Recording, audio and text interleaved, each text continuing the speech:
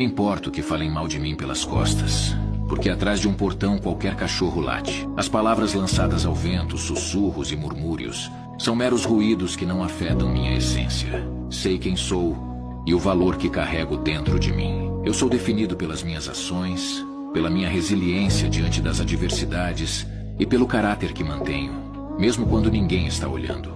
Se querem falar, que falem.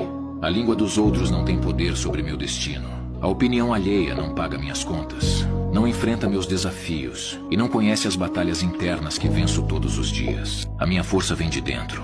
Já caminhei por estradas escuras, já tropecei em pedras que me machucaram, mas cada queda me tornou mais forte. Cada cicatriz é prova de que sobrevivi. Sigo em frente com a cabeça erguida, sabendo que as vozes dos invejosos só são ecos distantes, enquanto minha própria voz é clara e verdadeira. Eu sei quem sou, e nada nem ninguém pode tirar isso de mim.